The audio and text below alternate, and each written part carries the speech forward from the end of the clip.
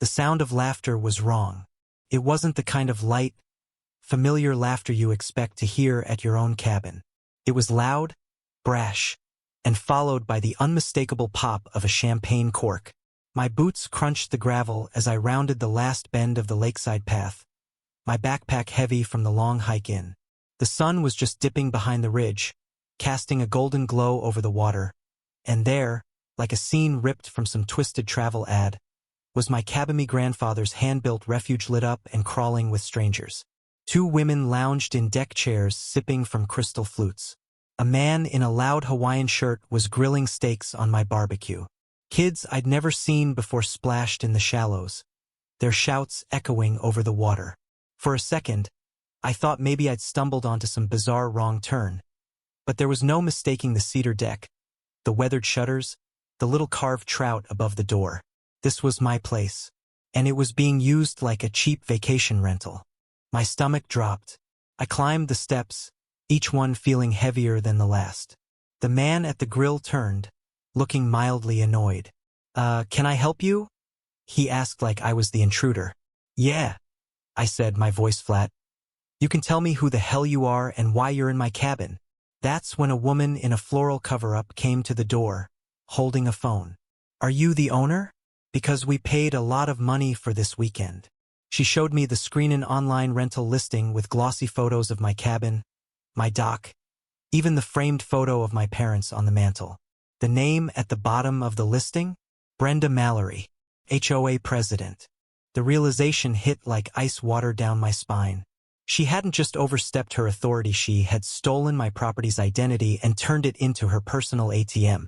My pulse roared in my ears. "You need to leave," I told them. "Now." They looked uneasy, glancing at each other. "We can't," the man said finally. "We already paid. Non-refundable." She told us she had permission.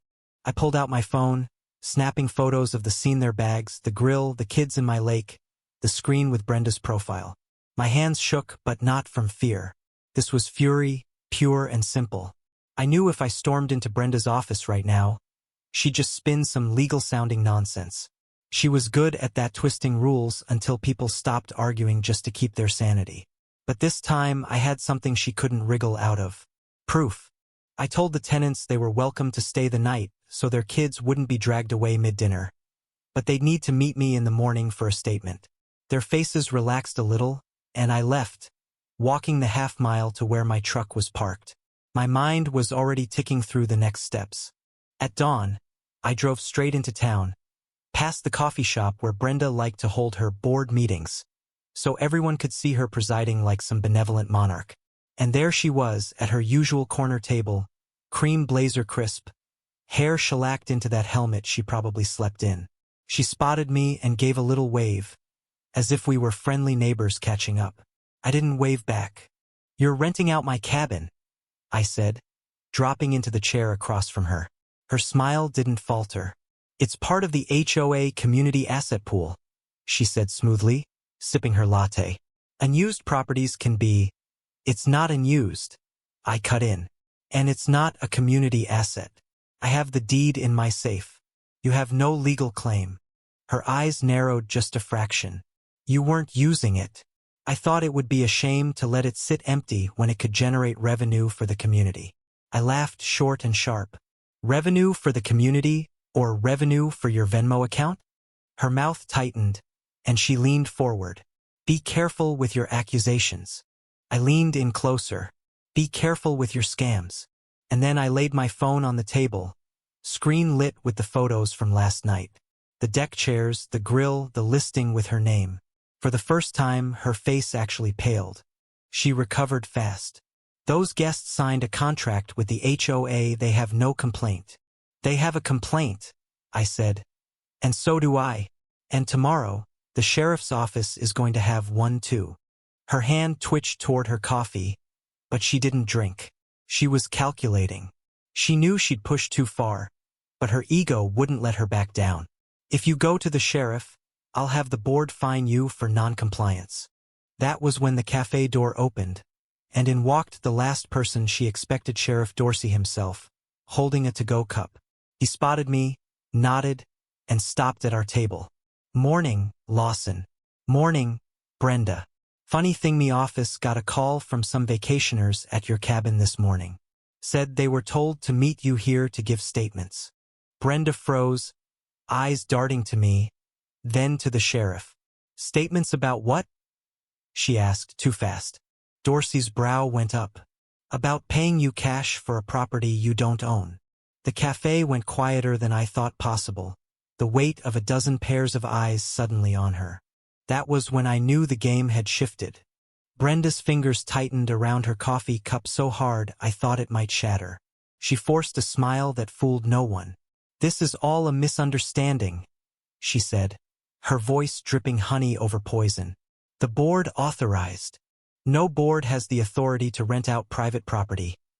Dorsey cut in, his tone as sharp as a winter wind. "And you know it." He set his cup down slowly, like a man who had all the time in the world to dismantle her lies. "We've got guests willing to testify, payment receipts, and an online listing in your name. That's more than enough to start an investigation." I could see the cracks forming in her composure. She'd built her reputation on intimidation. People were too tired or too polite to challenge her. But now the tables were turned, and she was the one being boxed in. The cafe was so quiet you could hear the hum of the old fridge behind the counter. Every patron was leaning in, pretending not to listen while doing exactly that. She tried again, lowering her voice to something she probably thought sounded reasonable. "Why don't we resolve this privately, Lawson? I can refund the guests. Make a small donation to the community fund." I shook my head. "You've been doing this a long time, haven't you? How many other cabins? How many owners didn't find out?" Her jaw twitched, a tell I'd seen before. She wouldn't admit it, but the truth was bleeding through her silence. That's when the cafe door opened again, and in walked someone who made Brenda actually flinch. Eli Martinez, a retired attorney who used to serve on the HOA before she pushed him out. He had a manila folder tucked under one arm, his glasses perched low on his nose. "Heard there was a gathering," he said mildly, but his eyes locked on Brenda with a kind of quiet vengeance. "I've been compiling records for months, Sheriff. Rentals, diverted funds, falsified meeting minutes. All roads lead to her." Brenda's mask slipped entirely, her face going chalk white.